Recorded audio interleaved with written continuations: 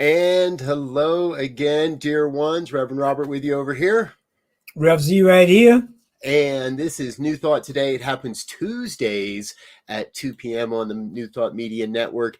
And today our topic, how so topical, is there life after social media? Yes. I found it very funny how many people are so happy they survived the great Facebook, Instagram blackout of 2021. Yes.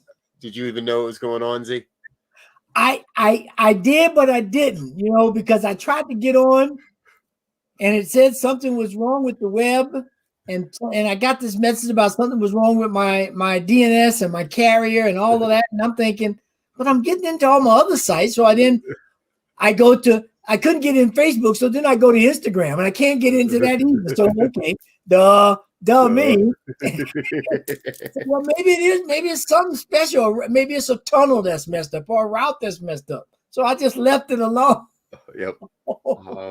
We had problems broadcasting yesterday. For fans of the Cosmic Prayer with Laura Topper, her guest from yesterday has been rescheduled. They got caught right in the middle of it, and they're in a room like this, and they're talking, so they know they have internet access, and they're trying to hit go live, and it keeps saying no internet access.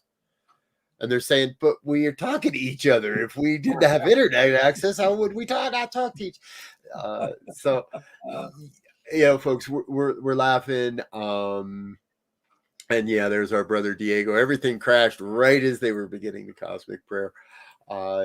But it led Z and I to really take another look at this and say, okay, this was just Facebook or Facebook properties.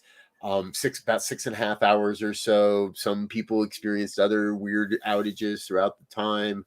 But ultimately, it leads to that deeper and bigger question.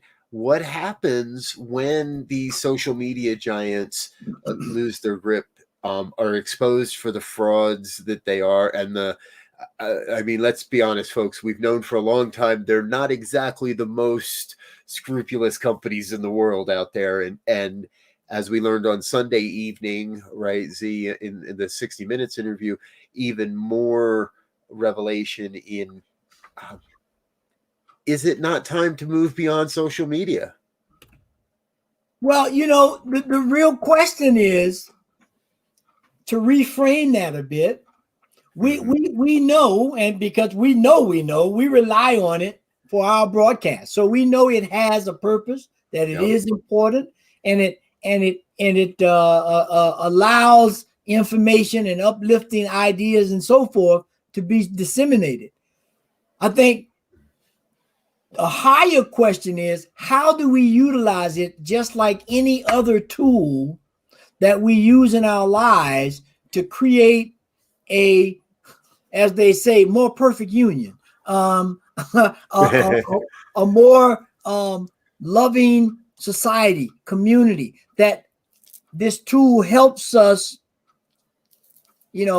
just like a car. If I had to walk from my house to your house, I might be there by the night. But if I got my car, I could be there in 20 minutes.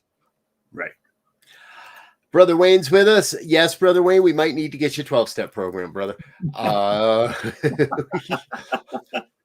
However, I'm with Z, right? I think there is good use, and that's what New Thought Media Network's been about from the beginning, trying to find that place where we can not influence people, but provide people with a different perspective on how to live a social, spiritual, in a beneficial life, a life that is giving to the evolution of humanity. Yep. And in that interview on 60 Minutes, and for those who haven't seen it, I would encourage you to go find it and get ready. And to the young lady Frances Haugen, I know I'm messing her name up. She worked for Facebook in a capacity for marketing. She also has worked for other big companies, Google and so forth.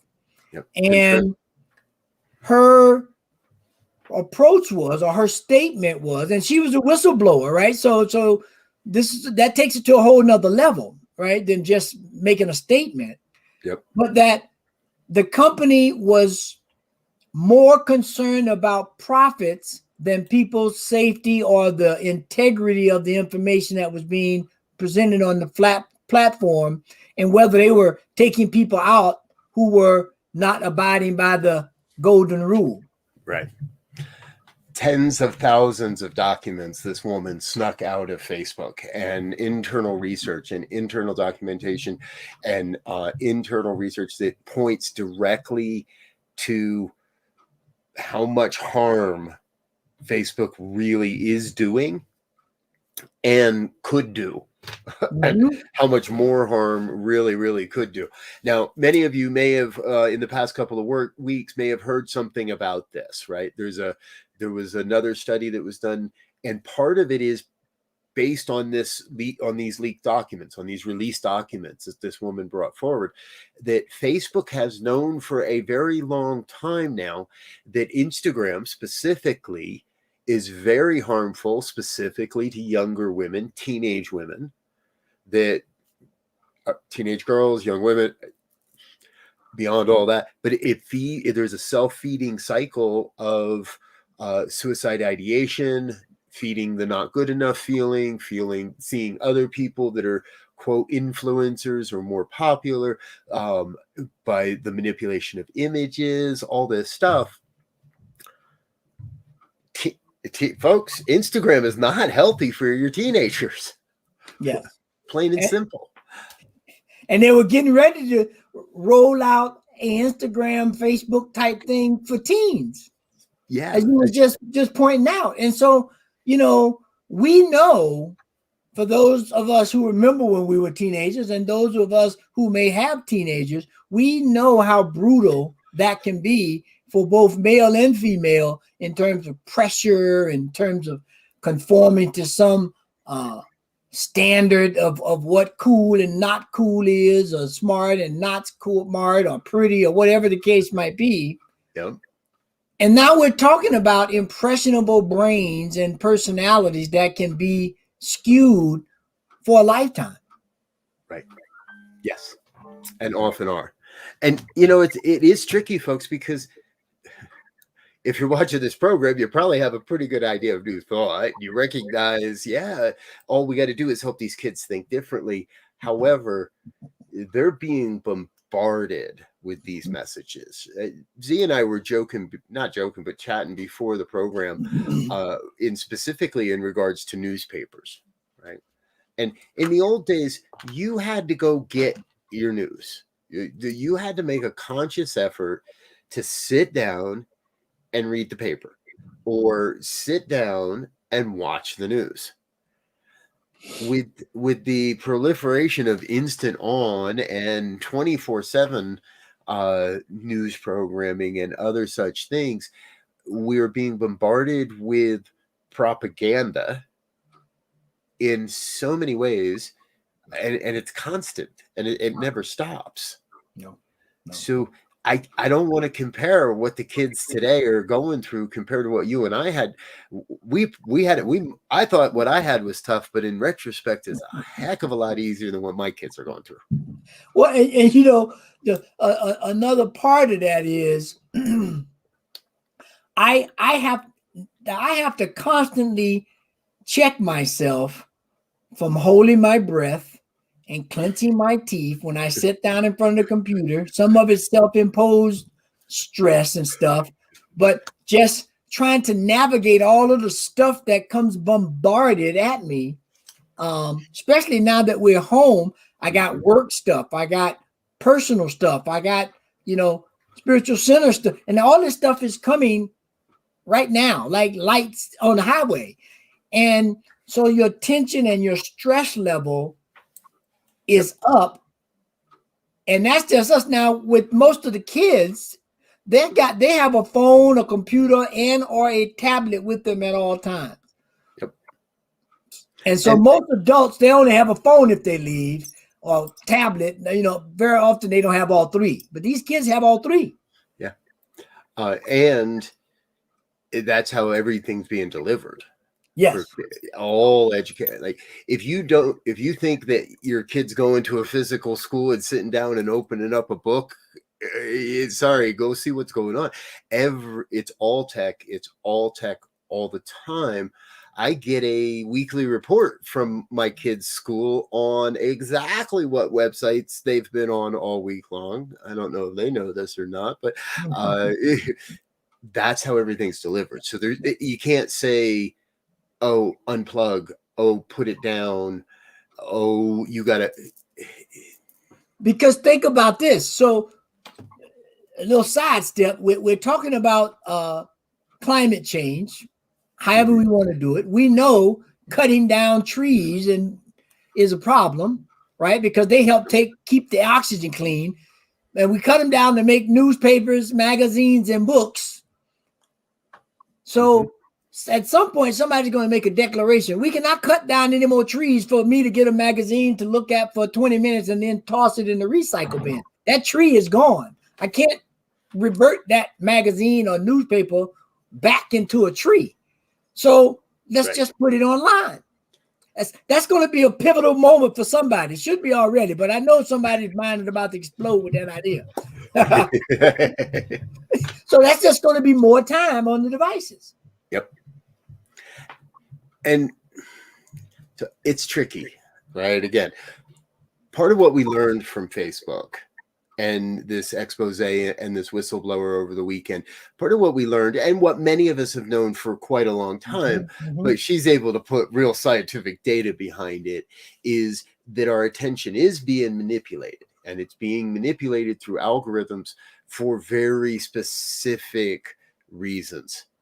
Yes. And the powers that be at Facebook have the ability to adjust that dial. And what she was talking about was, after the election, leading up to the election, Facebook had to institute some rules and some regulations. And immediately after the election, it was like, yep, we don't have to worry about that anymore. And they use what we do as evidence against us in some ways to feed us what they believe will cause a reaction. Not necessarily is it aligned with what you want, but that's going to cause you a reaction. Yeah. Which is why there's this one guy in my feed that only shows up with wise ass remarks when I really don't want to see them. The algorithm knows that, right?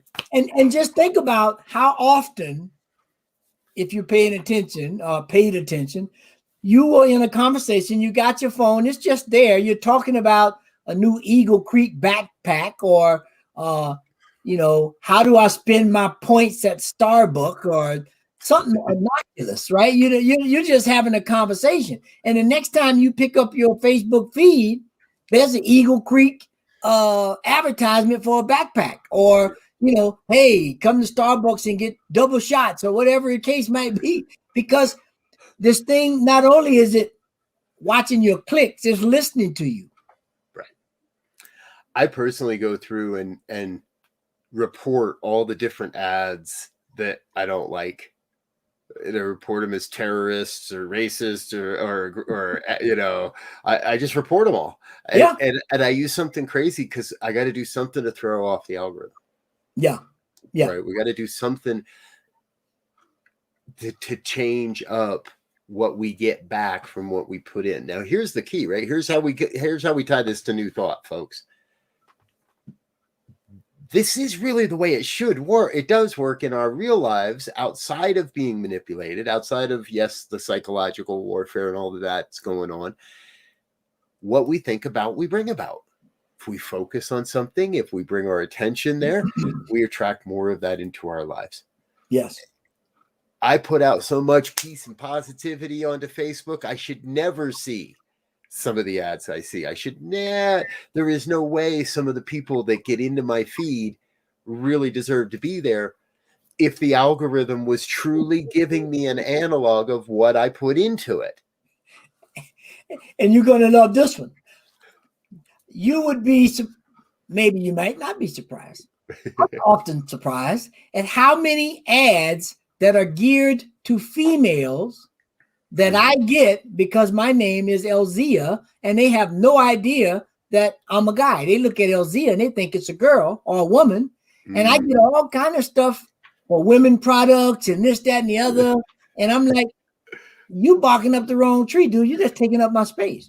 Irrelevant. Exactly. and so, you know, back to the point of new thought. One of the keys of new thought and living today is connection and communication. Yeah.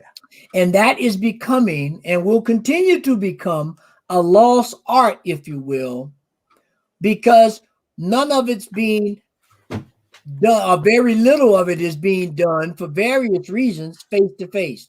Where if I'm sitting here right now and I'm nervous, I could hide it and you would never know, right? Because if I'm fidgeting with my fingers, I'm going to take them off the camera. Right. If my foot is just jumping, you don't see it because it's under my desk. But if I'm with you in person, I can pick up body languages. I can put up certain posture. Like right now, I'm clued in on a posture because I got to stay in front of this camera. Yes. Right? And so I can minimize a true full body experience communication. And in new thought, the idea is we are a wholeness. And so I need to be able to engage with you wholly to really connect with you. Yeah, exactly. Social media might keep us connected, but in many ways it's not the connection that really is going to support us over the long run. Right.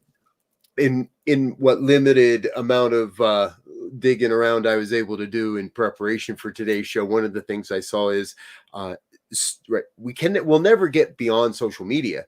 Mm-hmm. Because social media is now becoming a vital component of companies and corporations.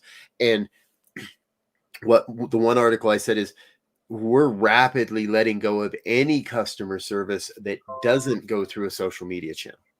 Yeah. The day is coming where hit us up on Instagram, Facebook, or whatever else, Discord, Reddit, but you're not going to be able to call somebody for customer service. You're not going to have an email exchange for customer service.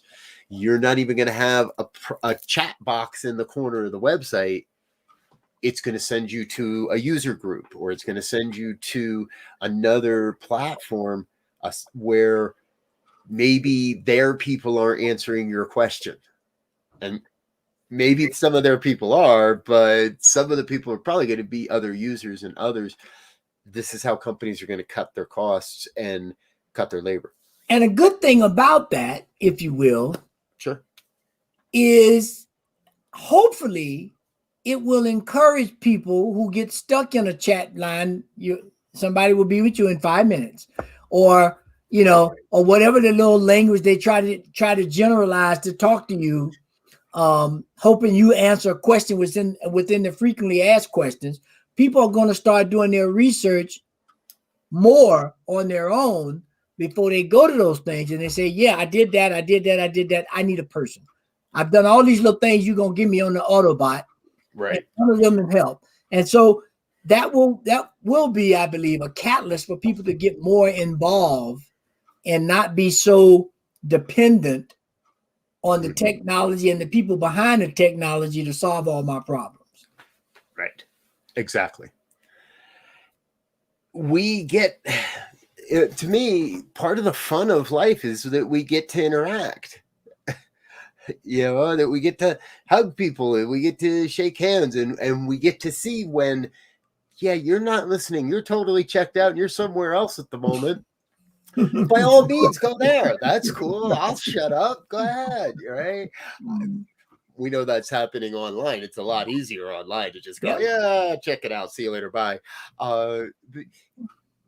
We are social beings by nature. Yes. Social media, I believe, can only replace so much of that. And whether it's video content, the other big thing is what we're doing right here, live. That is in everything I read in the top 10, top 15 of why social media will stick around, no Right. matter what the platform name, because there will forever be people doing what we're doing right now, getting together, remote locations, going live, sharing thoughts and ideas and perspectives on a philosophy or a way of life. Yeah, and another thing that just hit me when you said that is that there's so many different platforms. I mean, we know of the big ones, right? We know the Googles, the Instagrams, the TikToks, and the WhatsApp and Snapchat, and but there are thousands of fledglings out there that have taken some slight perspective or included some different security or whatever you want to call it to come up with the next best thing. And so there's no way to get around it. So I think one of the things is we have to begin to define or redefine what human interaction look like, and what quality of human interaction is deemed necessary to be a normal functioning person. I do it myself. Go to dinner, when do we go to dinner and put the phone down? I mean, most dinners ain't gonna last but an hour and 30 minutes. We got the phone poised, ready for the buzz, ring, chirp, never. Out. Yeah, I think you're bringing forth a great point, and our brother Diego was talking about this a little bit earlier too, right? Device-free zones. Now, this might be with our kids, starting with their bedroom to ensure they get a full night's sleep, right? I don't take my device in my bedroom. I do not charge my device on my bedside table. Purposefully, it charges on my desk in another room. If the world is burning down at 2:30 in the morning, somehow I'll get woken up, and I leave it on, so I probably could hear it if somebody were calling, if there was an emergency. But for the most part, no. Let's find ways to be less dependent on the every moment. Now, we all like that dopamine hit. Not like, oh, they liked my post. Oh, somebody gave me a heart instead of a thumbs up, right? And these companies, gang, they play on that. They know that our body needs that dopamine hit. They know that we're looking for it. And they know that if they can make this addictive, they can make more money. And we know for a fact, right, that the psychology of salesmanship and the psychology of engagement and what it takes to grab your attention. It's like they once did the big study at the casinos, and they know that the lights flashing and the bells ringing and somebody 4 rows over saying I hit or whatever, that kind of interaction with the brain keeps you plugged in. Yep. Now, like I'm ashamed to admit it, I'm a Candy Crush player, and that Candy Crush got everything it needs to keep you hooked in. To say you get close to winning, you needed one more square. God dang it, I'm gonna get it, and you go back, and next thing you know, 30 minutes later, you're still. I only need 2 more hearts, and I can get the extra special prize and whatever it might. I don't play Candy Crush, but I know the games. Yeah, and we all have them, whether they're on the phone, whether they're in our head. Trying to go between sites and figure out what we post and get the right picture to post to say the right thing. It's the same kind of interaction of self-validation, self-expression, being acknowledged. Right. And we're never going to get that from a machine. We have to get that from people or being in real life environments. Well, and we're never going to get that from the machine because the machine specifically programmed to never quite give us that. That's what we got to remember, folks. The machine is specifically programmed. It's hey, we started talking gambling. The house always wins. Yes. Period. You put money down on a playing craps. You put money on the table. You will never get that chip back. No. As soon as you put it down, it's gone. and unless you're a good card counter, or unless you're a good mathematician to figure out rows of dice and permutations of combination that comes up after 10 rows, after 20 rows, there's some luck involved, and the house at the end, and you will win.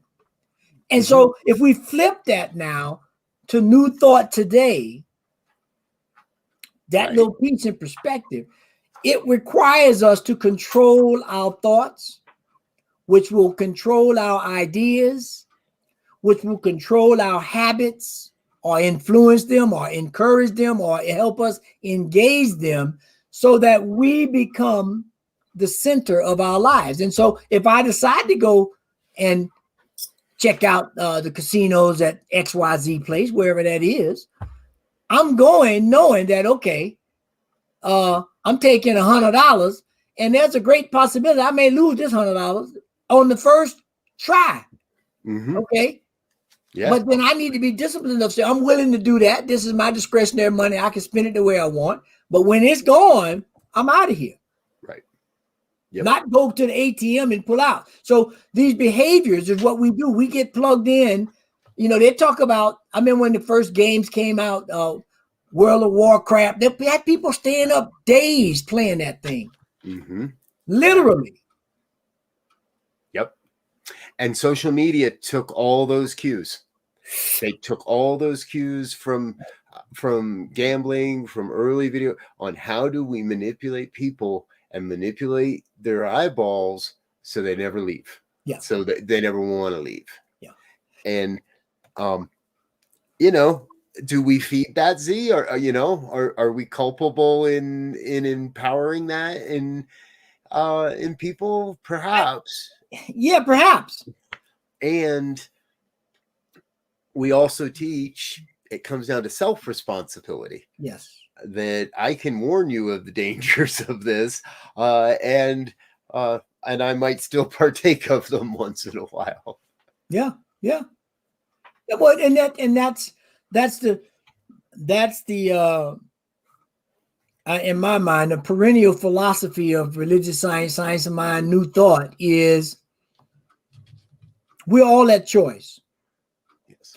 And as a minister / tour guide of life, my job, if you will, or my task, if you will, is to point out the sights on the journey and to give you some insights on what took place here, what takes place here, what happens if you step over there. And then it's up to each individual to figure out, okay, we just did the tour of the city. Now, if you want to go hot air ballooning, or if you want to go speed boating, or if you want to go hike up the mountain, that's totally up to you. I've given you the highlights of all of them, the pluses and the minuses as best I can of them. Now the choice is yours to decide how you want to navigate the rest of your vacation. Right. It's very true and very accurate. So, folks, if you're just joining us, this is New Thought Today. We look at a New Thought perspective on the issues of the day in many ways. And today we're looking at, is there life after social media? If you've been following what's been revealed over recently, we know that Instagram is harmful to young teens. We know that Facebook is manipulating our news feed to cause that was the thing that just really got me. Yes, in her interview, was this woman is laying it out that they're fully aware they are placing the well-being, the physical well-being of people, and they could care less. They're putting money above all of that. They're putting advertising dollars above the well-being of people. Now, any company gets to that point. Oil company, newspaper company, social media company. My mind goes to, you're out of control, dude. Yeah. These guys are out of control. Well, and at the basis of it, I think, one of the cornerstones of the basis of it anyway is, at what point do people feel so comfortable with or so afraid of that they have to retreat into this imaginary world of avatars and make-believe environments, that they're afraid to go outside of their houses. They're afraid to really interact with people, and all of the skills that are innate within us begin to diminish and atrophy, and we begin to pass that on generation after generation. We're going to be in a situation, or somebody's going to be in a situation. I know if I'll still be around, but my kids or grandkids are going to have to deal with the repercussions of that, and it might be dire. Mm-hmm. Yeah, I hear you there, and I agree with you. And just another great reason to all good things in moderation. Yes. Again, we know that there can be good here. We know that we can create an environment where peace and positivity and good music and good conversation and prayers and meditations, and that's what our intention is here, New Thought Media Network. Yep. Perhaps we're barking on the wrong platform. Perhaps there's a better platform for us to be a part of, to be partnering with, however you want to look at it. I'm looking at it from the perspective that this is an evolving conversation. Right? The answer to our question, is there life after social media? Yes, absolutely. Because there will always be social media. Yes. We're social beings. We're going to communicate through media. But how do we do it more intentionally? How do we do it with more sense of community, with more of a sense of precision, where I don't have to worry about aggressive propaganda, violent messages infiltrating my newsfeed? Yeah. And you made me just think about, remember when the whole idea of flash mobs first came about? Yes. Yeah. Okay. And you'd get a group of people and they'd have some cause or something that they wanted to promote, and you'd be downtown somewhere and one person shows up and start doing something, and then 3 people and then 10 people, and then you'd have this flash mob, people dancing or singing or whatever. Yep. That was not necessarily so spontaneous, but spontaneous in the sense that it was a way of galvanizing human connection and human interaction. Right. Now that happens on a platform in a chat group, but it still does not allow me, as you were saying earlier, physical contact or physical recognition, so I know for myself sometimes, and I'm a social kind of person at times. I mean, we all are, but I think, sometimes now I'm just like, let me go to the grocery store. Let me get my favorite stuff, whatever my stuff is. I got my computer, I got my TV, I got my phone, I got my tablet. I don't need to go anywhere. Right. Don't even need to go to the grocery store anymore. Nope. Yep. No. They'll even tell you what you're low on. It's been a month since you bought this. You might need to buy more of this right now. Really? My grocery store app, it knows how much I pay and what I buy and when I buy it and how often I buy it. And again, it isn't the data itself. It isn't the technology itself. It isn't the tool that is at fault here. It's how the tool is being used. Yes. Because imagine you could put in your tool, if you will, and they have all of the stuff to know that I want to take a trip to Egypt. I don't know, anywhere. I went to Prague, to Iceland, and your apps collectively could, you can express that. And when you start shopping, or when you get ready to make a decision to buy something that may not be the best thing, you push the button and it pops up and says, now, wait a minute. Remember, you trying to get to Iceland to go see the Northern Lights, and you're buying this thing. Do you really need it? This is going to take away from your savings goal, or this is going to push that thing further out. Or this is taking you to Greenland, not to Iceland. Right. Like, you're trying to buy. You said you wanted to go there, but you're not. You're going here. Yeah. It's all there right now. Right. It's, again, how do we use and who's using the tools to manipulate us? Yeah, who's controlling it? That's the perfect decision, right? Because if I got more money than the next guy, then I can guarantee that I get to manipulate your decision. And therefore you're more likely to spend your money with me, even if my product's 50% more expensive than another. And think about this. So some people may balk at this, but I think it's a great idea.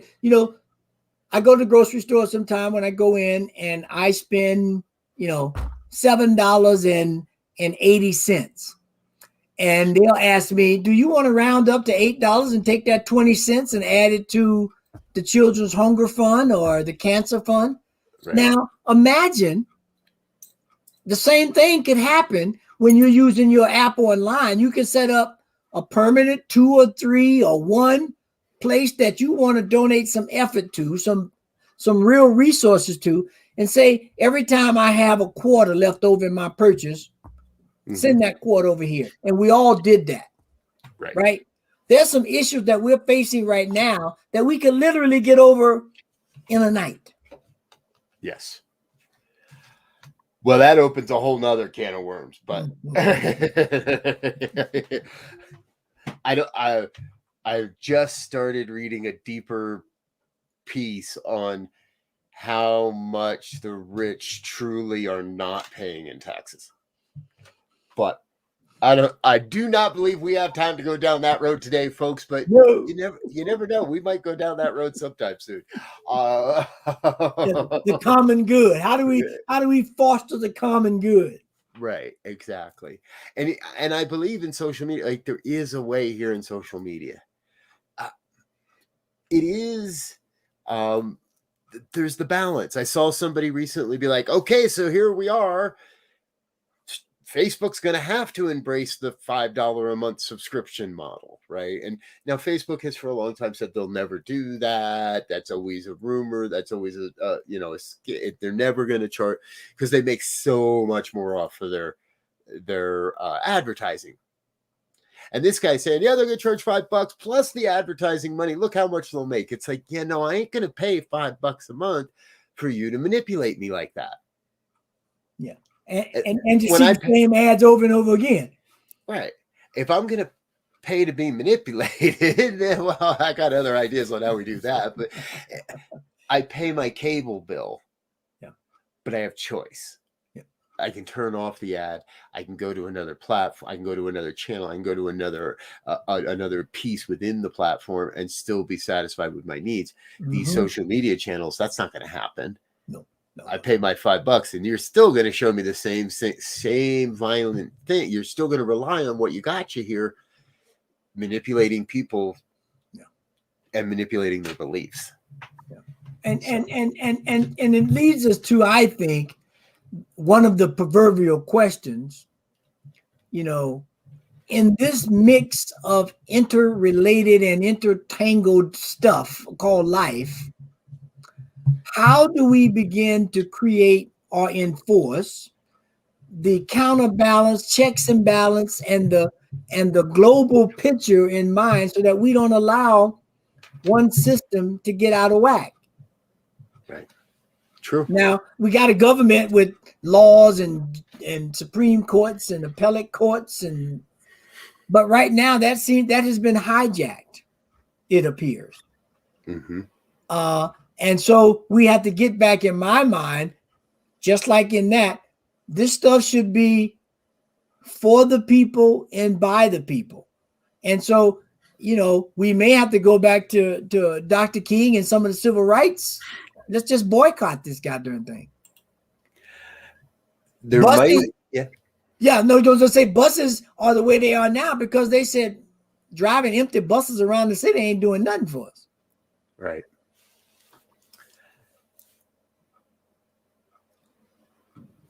That's the challenge. Yep.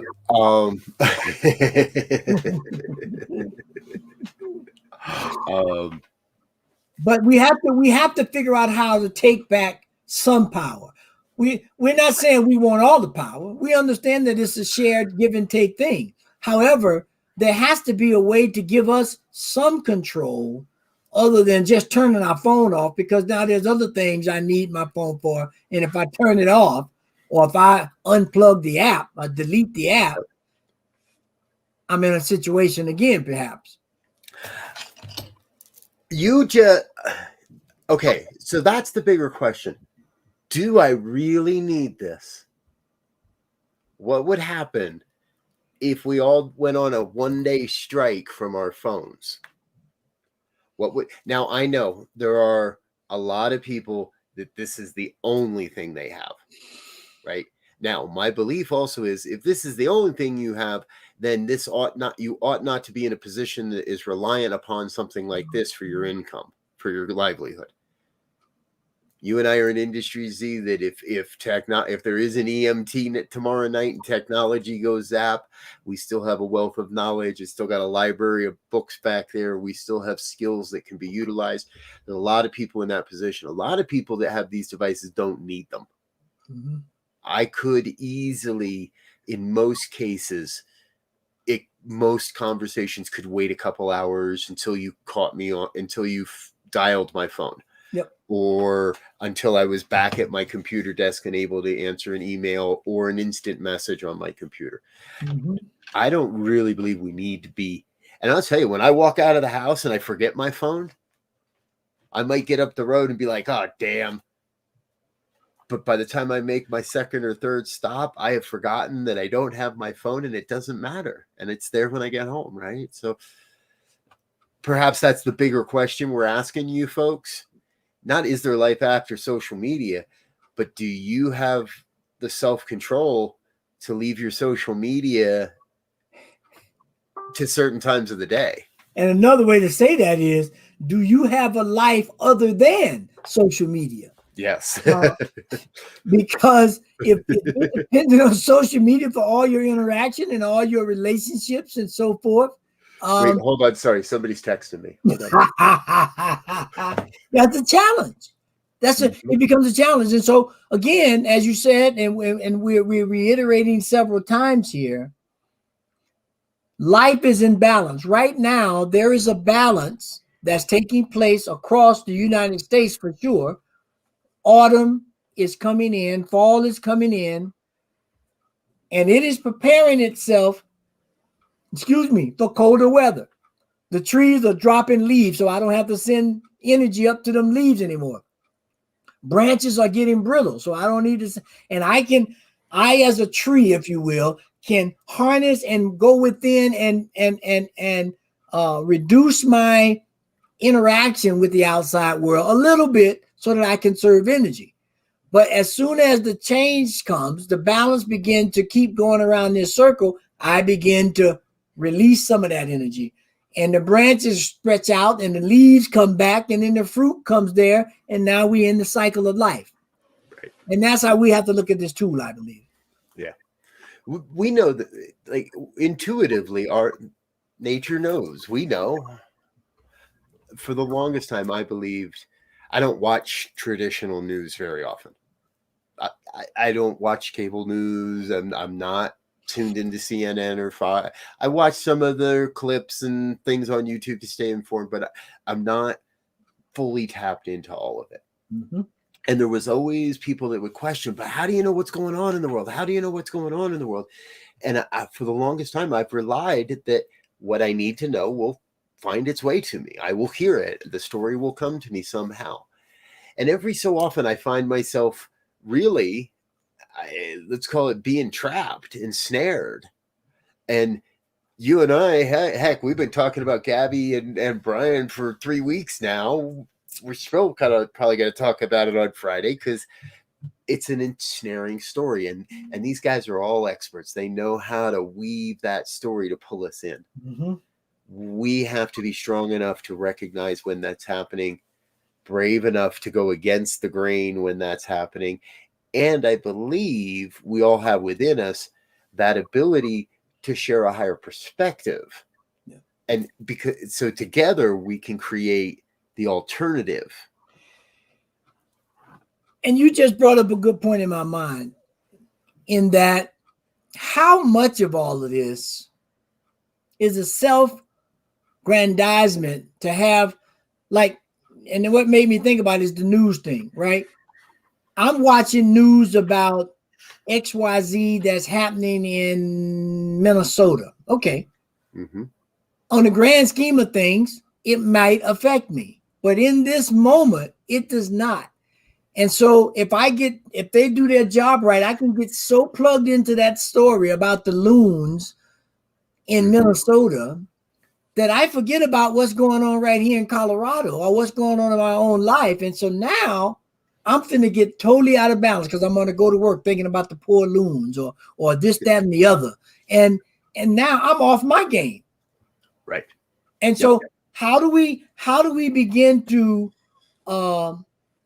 create in our own minds what's important to do? I mean, what's important to me? We have that saying, what's mine to do? Okay, there's something going on with the loons in Minnesota, but is that mine to do? Right.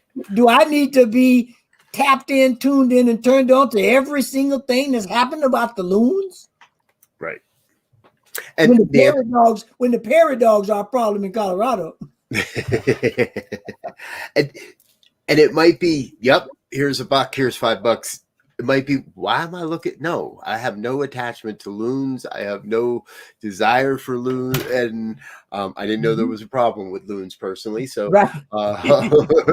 Let's get them some help and get them on their way. But what is, right, this is that nature piece. The nature calls us to what, if we really listen. And so it might be manatees, or it might be homelessness, or it might be child abuse or sexual abuse, or all the we're gonna get Diego in here again. It may be PFAS chemicals. Yeah. Don't watch John Oliver from Sunday, folks. If you haven't done it already, don't watch John Oliver from Sunday. It'll just upset you. That's another show, Diego. You keep opening up cans of worms here, brother. And when any of these things show up, when any of these stories show up, whenever we start to realize, wait a minute, somebody's pulling back the curtain, right? Do not believe the man behind the curtain, right? Whenever somebody's pulling back that curtain, whether it's a whistleblower at Facebook, whether it's a story on toxic chemicals in our water, whether it's why we're having a problem keeping used cars on the lot, every time somebody's pulling back that curtain, what we want to remember is there is a deeper truth being revealed. And, you made me think about something. I would encourage, if people are so inclined, to go watch, preferably go read the original works of The Wizard of Oz. And look at the author who wrote it and his whole mindset. He was a spiritual kind of guy. Because that whole thing is talking about, now throughout time, there's been some racial stuff, but I'm not talking about that. We're talking about the intent of that piece of work of believe in yourself. The ultimate thing in Wizard of Oz, after Dorothy goes around and all the characters looking for these pieces of themselves, right, and looking for someone else to provide them for them. And at the end, the storyline becomes, oh, you always had the option to go home. Right. Just click your heels. Just go within. Believe in yourself, and it's done. You are the wizard. We are the wizards. So all these problems, we can solve them. It's a fascinating thing if you break it down and look at it from a spiritual perspective of different aspects of the personality and issues we run into, and then how we are equipped to overcome them individually or collectively. Right. And the collective can spur the individual. Yeah. But the individual has to be willing to make the journey. Yep. And the individual can spur the collective. So again, we speak of that integrated, interrelated, unified aspect that New Thought teaches, is that everything is connected. There's nothing done in isolation. Yes. And then you got to break out your Pink Floyd copy of Dark Side of the Moon. And if you've never heard that one, you watch Dark Side, or you listen to Dark Side of the Moon while you're watching The Wizard of Oz. And you start Dark Side of the Moon right when the lion roars, and then turn down the sound on. Anyway, old hippie shit for you there, folks. Taking a slight detour. But it's all related. Ease on down the road, right? We're here to experience life, and what's around us at the moment is a lot of input, information overload. We're being called, I believe, to be discerning in what information we let into our lives, what information we don't, where we get our information, where we and be very discerning when it feels like we're being manipulated. Well, you are. Yeah. And you know, the other thing is, for those who are kind of plugged into the scientific realm, right? That for years there have been reports and rumors of the time when we get sunspots, where we get solar flares that will fry all of our grids here, or most of them. That story has been pissing me off. And it has happened in small spurts. Because when they have those solar flares, we're sending gamma rays, and gamma rays are the bad boys. They come right through anything. And so they have on their math models the possibility that we could get a solar flare big enough and hot enough and on the right rotation of the earth that it fries a lot of our network. Yeah. So we need to, this is not a hypothetical, and we don't know if it's going to affect us, but it lends itself. How do we create balance again without going overboard the other way? Right. And to use the technology we have, but also be prepared to do something different if necessary. Diego saying he wondered at first if that's what happened yesterday. I think a lot of people did, Diego, because social media has been flooding our news feeds with that story. Here's what I don't like about that story. Yes, it's a theory. Yes, it's a theory that mathematically must happen, but it might not happen for 1 billion years. Right. But every single day there was a different outlet pushing that story. Every day in my news feed, there would be a different. Another magazine picked up that story. Another magazine picked up that story. Another online magazine picked up. People we don't know. Everybody picked up on the fear of what happens if social media goes away like that. And they're still doing it. I bet you if I pull up my feed on my phone right now, there'll be a story somewhere about that. Right? To me, that's the kind of stuff we have to avoid. Yeah. Clicking on those stories that are meant for nothing more. Did it change anyone's life to spend 5 minutes informing ourselves that some scientist believes this is going to happen sometime in the next 1 billion years? No. Yeah. I don't think it did anybody any good. Okay, I'll get down off my rant box now. But you know, as the time winds down and we look at life after social media, as we titled, or better, how do we co-create and co-survive and advance with the technology that we've been blessed with? I think, you know, we've said it several times, but I think eloquent, from my perspective, way of saying it is, it has now become just like blood coursing through our veins. Most people could not go without these devices, these technology advances. And so now, how do we evolve? How do we transform? How do we begin to look at this just like any other thing? Imagine when the car first came out, it was all the rage. Now, people still like cars, but they know there's a heck of a lot of responsibility to go with a car. I got to maintain it. I got to get a license. Can't hit nobody. Can't run no lights. You know, oh man. It was the epitome of success at one point. And now there is definitely a movement in the younger generations to no, we don't need those. I don't want one. I don't need that thing. Nope. And if you're going to give me one, I need it to be hybrid or totally electric, or else I'm not even looking. I'm looking at an electric bike, dude. Wait till you see this thing. It's gonna be beautiful. Nice. Nice. But that's where we are in life. We really have to be, as you said earlier, we have to become more discerning about what we put on our palate, if you will, call life. What are the things we're going to consume and not consume, and what will we consume less of than something else? Right. Yes. Yes. We get to create the environment, and what we teach and what we believe, the environment that we live in is going to influence our overall creation and demonstration of our lives. Create the environment that's supportive, or create an environment of war and hate and accusation and yada yada. And if so, I got a whole bunch of Facebook groups I can point you to. I was going to say, don't we have that already? I mean, can we get away from that? Can we get away from that? Exactly. So, hey, folks, this is New Thought Media Network. Today's program is New Thought Today. We don't pretend to have all the answers. We don't pretend to have any of the answers, but we know there are spiritual answers to every human concern, every human problem, every human experience. There is a social perspective, a spiritual perspective.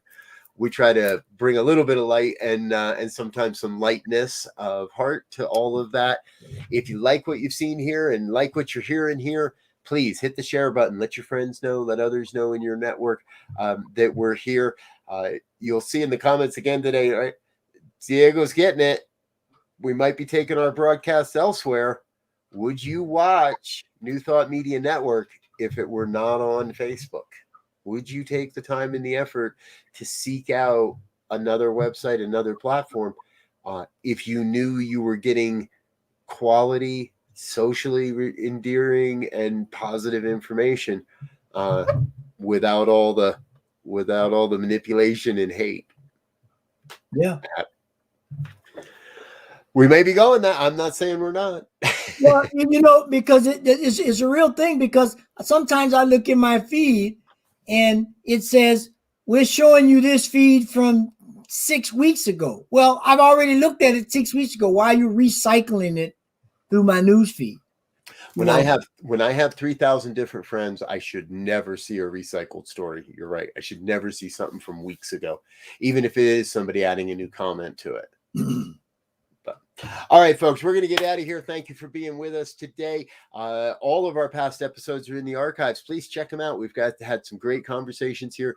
If there's something you would like us to talk about specifically, well, then please let us know. Send us an email, ministertalk@ntmedia.org. There it is, ministertalk@ntmedia.org. We'll be able to get back with you and make sure that we answer those. If there's a guest you'd like us to have or something specific or any question, send it over there. We'll get it back to you. Until next time, we love you. You're amazing. Z, you always get last words. Hey, go out and evaluate what's in your post and see if it really needs to be there. And then say, I will make a decision to engage or not engage. Amen. Till next time. Peace.